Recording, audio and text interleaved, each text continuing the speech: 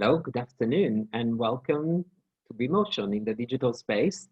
I'm Roberto Casarotto. I'm here with Job Rietvelt from the Boulevard Festival, and today we would like to share something about our dialogues, the festival dialogues that we work in, and somehow what COVID brought into our approaches and practices. Job, welcome. Thank you.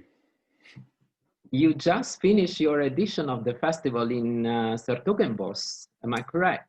Yes, we did finish not a festival. We postponed the actual festival to next year, but we presented a program that was very dense from the initial festival period, and now we also do program little bits and pieces throughout the month of August. But the dense period is now over since Sunday, indeed. And this dialogue has been possible and supported by the Dutch Embassy in Rome and the Consulate of the Netherlands in Milan. And we're very grateful that that could enable our exchanges and dialogues, basically. And together with us today, there's also Masako Matsushita, who's the dance artist from the Operaestate Festival that has somehow connected to some of the themes that we started to exchange and work on. But maybe Job, I would like to start with you and ask you to share with us a bit about the festival and the specific approaches that we've been somehow discussing and talking about for the last few weeks. Yes, sure.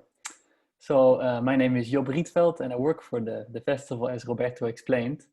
Festival-Boulevard is leaning on a 36-year heritage. I think it's as long, you're in the 40th year anniversary with Operaestate.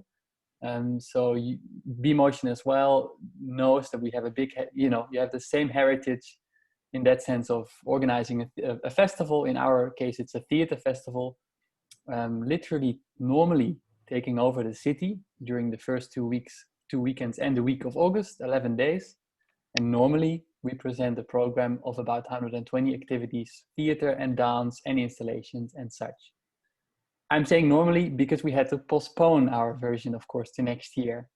The good thing about the postponing is that it allowed us to think in new ways and to program our program in a different way. In April, we postponed the festival to next year. And then from that moment on, we could slowly rebuild the program, thinking about what can we do within the measures that are there and within the certain dialogue that we want to have with our city. We realized that we are, as I said, we are some kind of a wave taking over the city. And Roberto also mentioned it in our previous conversations that you enter a space that's already inhabited. We as a festival come to a space with our program, with artists that do something. And so our collaboration, our same questions I relate to you, Roberto, is how do we do this? How do we take this role in the city? Because we would like to, for Boulevard, we would like to connect to our city in a deeper sense, not just programming, but also in a more of a human kind of way. And that's why we try to set up a range of projects. And this range of projects were made in the month of, were created in the month of June and July and part of August, in which artists were asked, what do you want to do with the city? And communities in the city were asked, what is your need currently? And then matches were made. And we saw matches being created by an artist who would like to work with, who worked with young, especially girls with some kind of a mental disability. And she was very much interested in what these girls went through during the lockdown period. And this was one sort of a collaboration that started to exist and that ended then in a final installation that is now visible in the city of Den Bosch. And so there's such a range of projects that we've started to develop. And we used this umbrella term that we share, BeMotion and Boulevard, in collaboration with our artistic advisors, Peggy Olislagers, called human-specific work. And this is the term that we would like to talk about, I think, Roberto. It's a way of working that we would like to explore with each other, Emotion and Boulevard, but also with the rest of the scene. It can be used as an umbrella term, not just for the projects, I think, that we are doing with our citizens, with our communities, but it can also be a way of working implemented by the whole scene. And I think that's a bit the conclusion that we had in our previous webinar that we organized around this topic. But nevertheless, this is the topic that we would like to research with you, the way of working when we talk about human-specific work. Right, Roberto? Yes, it's somehow an approach. And likewise, we also started to share questions among the staff with the context we work in, meaning the citizens. And the questions were really, really similar.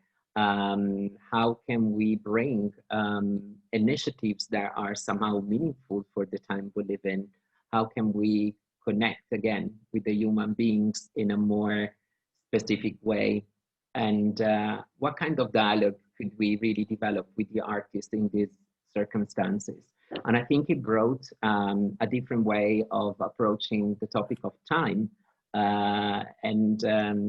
On the 15th of August, the Boulevard Festival organized a webinar where somehow many artists and other professionals from Europe were connected, and we started to somehow collect keywords that are somehow relatable to the human-specific work or approach.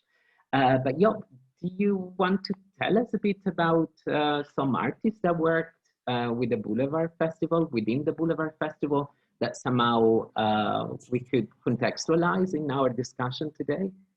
Yeah, sure. I would like to take one step back. Normally we are a festival that rather just presents. We're presenting institution. So we especially the curatorial team, we would see performances and then contextualize them. Now we ask artists, what do you want to create? And we ask the city, what do you need?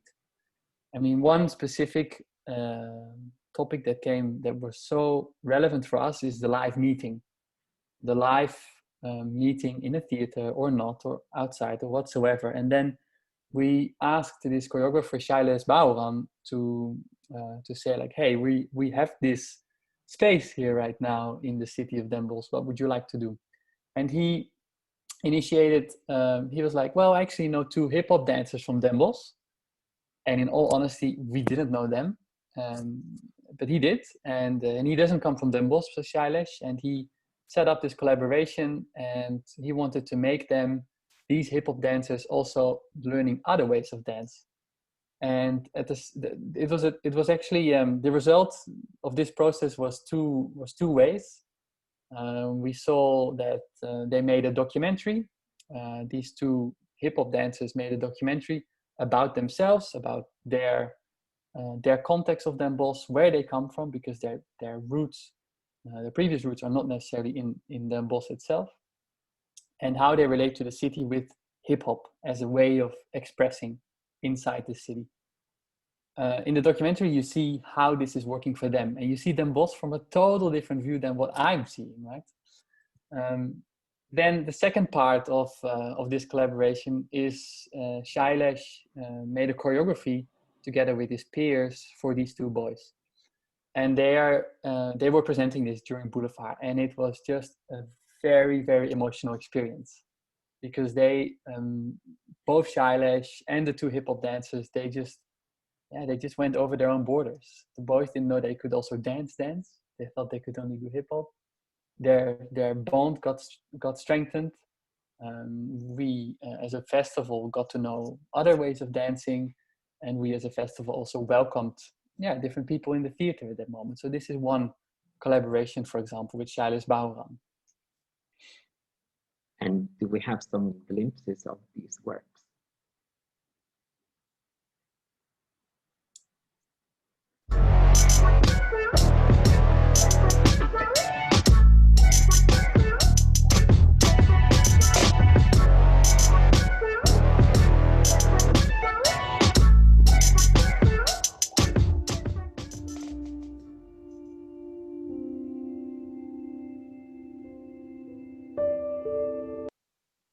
My name is Shailesh Bahoran. I'm an artistic leader and choreographer of a company called IRC, Illusionary Rockers Company. I was asked by Operaestate-Boulevard to create a project in Den Bosch.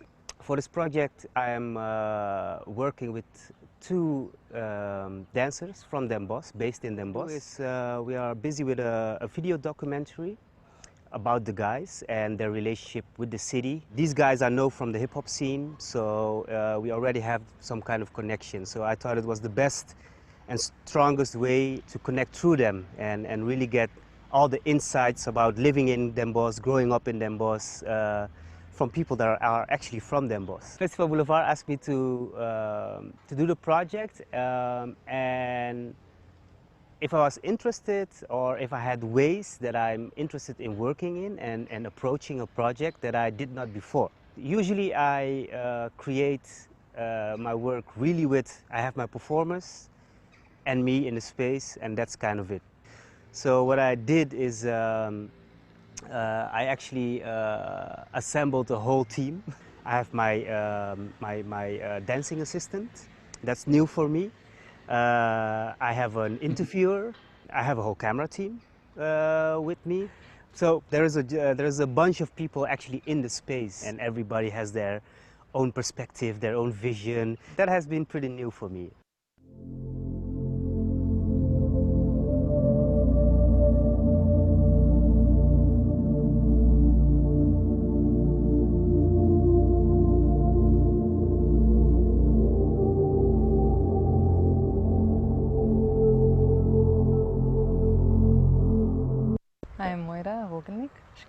My name is Jasper Jukijelen. We're together the artistic co-directors of the 100 Hands. Yeah, we had quite a season ahead of us. We were supposed to tour in China. We were having an interactive public space project in Germany, and we had a youth performance in Sweden running in gymnastic halls, which is also super interactive. Well, what we made is, we call it now Tent N. Well, we created a little experience. Yeah, we call it a mini holiday. And that has to also really with the reflection, not just as a holiday that we would normally take, but it's also really as a reflection on a time that we just passed that was actually quite loaded with stress, and there was a lot of fear provoked from all the news and the way the corona was being put out in the public domain, that we really felt like, oh, can we create a space which actually creates the opposite, and experience touch there with yourself or with whatever is touching you, but definitely also with the reflection back. What we originally were intended to do on the festival was to do a research on really how is it to touch each other. How do we relate to touch, especially in a time when we go more and more digital. Then Corona came in and actually, the whole digitalization just went like boom. So the theme kind of definitely stayed, but the question of, but how are we going to do that now? Also, especially, so what Jasper said, especially the part where you want to interact also with people, to make that touch really experienced or empirical. And so there's definitely a search of what is possible at the moment, and how can we bring that physicality as close as possible. We need to overthink our actions now. Before there's less space to be intuitive. There's less space to be enthusiastic, spontaneous. It's just not prescribed at the moment, you could say. Beautiful. Thank you, Masako, for joining us, and thank you, Job, for bringing these images from Sertogenbos. Maybe just Roberto, one thing, it's good to know that the 100 Hands is a couple, hence they could stand within the 1.5 meters. Yes, and it's really beautiful to hear what they say about the people they encounter. Maybe it's also good to share with people that are not familiar with our cities and our regions that they were some of the most impacted areas in each of our countries by the COVID. And therefore, the people that we meet every day come with a lot of history, recent history, embodied and sometimes traumatic. And I would like to ask Masako if you want to share something about your perspective towards this human-specific approach. Hello, everyone, and thank you for this time together. And yeah, human specific. I went to check in the dictionary what it says, no? And I just to start, and it says being, relating to, belonging to a person or to people, and then having the qualities and feelings that people have, as opposed to gods, animals, or machines. So I think when we deal with the movement, with bodies, with dance, I think everything is human specific. So to start in that sense, but perhaps what came out of this period, and it's exceptional as well, I think that trusting human intelligence is also part of human specific work, and also it makes me think something that can heal also, that it's also human specific, and if we imagine the many layers we are composed of, I think grammatically is not correct, but it makes me say layers in confrontation, like what is the confrontation of these layers. And I think also history is part of human specific, as also you both were talking about, and also the other two artists. And therefore history, in the Diary of a Move, we wrote part of the history, for example, and people wrote the history of their history, their stories, which history and stories are related. And so it's time traveling. I think this project couldn't happen the way it happened if it was not about an harmonic collaboration. So thinking that somehow it's very special because it was evening the levels of each castello. Yeah, so each part was important. No one was less or more. So from the collaborator of the staff, the people from the staff, the co-creators, the authors of the diaries, each person that was there was essential. So I think that this common feeling of essentiality brings community, or reveals, or I think, yeah, it reveals community, what it is. So human specific work, I think it becomes real and not just words when it's about really trusting that everyone is essential. Thank you, Masako. I think we discussed with Job and our teams the topic of power in the way we develop dialogues and relationships, especially among staff members, but also in the context of developing ideas with the artists. And I wonder if you would like to share something around this topic and how it may inform the future way of working together. Mm-hmm. Yeah, I think what I just would like to react quickly on Masako, and then I get to you. I think it can flow into it. Yes. What I really like what you said, Masako, is that it's body related and not necessarily that dance as such. I mean, we could do this with human specific work also with theater and other art forms, I think.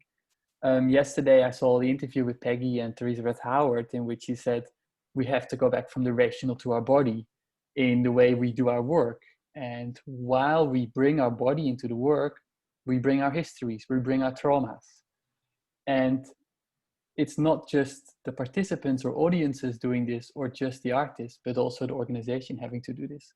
So while it's becoming, we decentralize our head in the way of working, we bring everything that we have inside of us, and therefore it becomes personal and individual, and it becomes very, I mean, it's a bit scary, right? It's a bit of a jump in the unknown because you can't hang in your role. And for us, that was the biggest eye-opener in terms of roles and responsibilities, because our organization had to we had to change in the way we approached artists as well as audience. We don't talk about one audience anymore, but there's different layers. We talk about participants, audience members, etc., etc. And our organization also had to change in the way that we also bring our body and our subjectiveness around it. And we influenced the artists. We talked to the artists with our way of thinking about the city, and they influenced us. And so within this sharing of responsibilities, but keeping the roles quite, in the way they were, but bringing your own body and then sharing responsibilities. This is a big jump in the unknown that is still, that's still feelable, right? And we're still exploring how this works. But is this a bit of an answer to your question, Roberto, somehow? Yes. I would like also, before we go to Masako, to invite the people that are with us, if you want to pose a question, to raise your hand, and we'll try to connect via the chat with you. Masako? Can I just say one thing? Just a fast, that Job made me think. Before this project, I never know, but I rarely found this evening horizontality. So I'm also surprised that it is like it happened. Just this, Yeah, and I think it's actually for our festivals at the moment, it's important to kind of become aware of these approaches and practices, and develop some information that can somehow inform the future ways of working. And I guess it's also something that, of course, we want to develop on parallel levels, meaning the local, but mostly in the international dimension, and keep the dialogues going transnationally. Yeah, I think that's great that you add this international perspective, because it sounds maybe now the way we're talking about human specific work is very local, and it is, but that doesn't mean we can't have an international collaboration as such, like we're doing. But I think what would also be very interesting for our festival as a next step potentially is to invite an artist from abroad to have such a project, such a time-intensive and emotional project, I would say, to do so and then creating this international cultural dialogue that we currently miss so much now, I think. Yes, I think the desire is mutual, but also we are approaching the discourse towards other experiences across Europe, and we would be also very open and interested to know about other experiences brought forward by our colleagues in other fields, maybe, and how they approach the humanity that they want to encounter and engage with cultural initiatives. Yeah, this is part of our exchange. I would say that we would love to hear this. Maybe that's part of our. We haven't invented the term ourselves and then say this is it. We would like to explore it together with the scene. Yeah, and something that I'm witnessing here in Bassano these days, as you know, we're basically presenting works performed by artists based in Italy. We couldn't bring artists from abroad. There's a very vibrant community of Italian artists that, yes, they knew each other, but somehow they're spending a week together. And I would like to ask first Masako what it is like to be in that context without the international guests that are usually around in a festival, and maybe if we have some more minutes, Job, to have your voice around what happened in Boulevard in that context. It's very strange. usually the time it's completely different compared to last year, for example, no? We feel like small comparing to last year as a feeling, but at the same time, a bit, I don't know, there is some strange space that in a way it feels calm, and on the other hand, it makes us think, when are we going back to what was last year? But it's very vibrant, and the feeling is that it feels like our pori, our cells, the porosity is very sensitive, very emotional.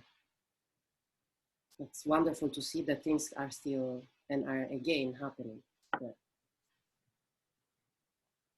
Yeah, I can totally relate to that, Masako. I think it's I think our senses are fully open because something is happening, right? And from that point of view, what I saw at our festival is, and it has different factors, of course. Normally we're a big festival with lots of artists and audiences around. But what I noticed is that our whole team embraced the artists that were there. So lots of people were having crossover conversations with each other, artists with the financial director, and also with the whole marketing team. And so it was very nice to have this going on, just because it was a bit of I think everybody wanted to connect, right? And missing the international perspective for me is, it's a pity. It is at the same time. I'm looking back on a festival period, on a gathering that was very emotional and sensitive and personal because of what we went through in the past month since in Holland since March. Yeah, I'm curious to know how that's going now for you, Roberto, in your festival. It's similar. We all live the same situation in March. Actually, when it happened, I was in South Africa. So on the way back, I had to go through several unexpected journeys, and therefore I perceived the lockdown from afar, and then landed in a context where, of course, the situation was emotionally very powerful. What I am encountering these days is the works that the artists made. As you know, we program work, we commission work, and we had dialogues with the artists, but we had not seen any of the works that are going on stage live. And they take place all outdoors, in outdoors contexts. And it was beautiful to fulfill our dialogues with mutual trust from the artist side to the trust that we have on the artist, but also from the audiences. We all our citizens around here book tickets for performances that they wouldn't know. Somehow, maybe they wouldn't even know all the artists that were in the program. And this is always, in a way, a gift, a life gift. I'm very intrigued by the humanity that we encounter at each show. And of course, the works bring different shades of emotions, empathy, or maybe it's our eyes that capture those elements nowadays. And what is really, really touching is to observe how the bodies of our citizens, of the people that come to the show, move, how they approach each other, what sort of connection without the physical contact are still possible. And thanks to the arts, somehow are able to build a feeling of connection, cohesion. I don't know how, Masako, maybe you feel around these topics, because you've had few citizens coming to your performances these days.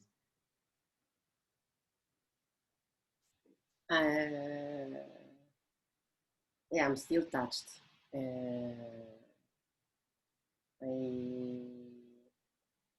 I think I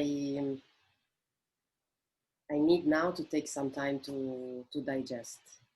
And I have one quote that comes from Edoardo De Filippo, which is one of the greatest Italian theater director and actor coming from Naples. It was, yeah. But he said, if you look for the shape, you find death. But if you look for life, you find the shape. Just, yeah. Makes so much sense. And it just happened, I met this phrase just 1 week before coming here. Great. Yeah. Thank you. Thank you. That's a beautiful quote to maybe come to an end of our conversation. I thank you both very, very much. Thank you, Job, and bring our greetings to your colleagues and artists in the Netherlands. Thank you, Masako. Today, your Diary of a Move has officially entered the collection of our museum. So the voices of citizens are part of the local city cultural heritage. Thank you all for following and staying with us. I wish you a fantastic rest of the afternoon. Thank you.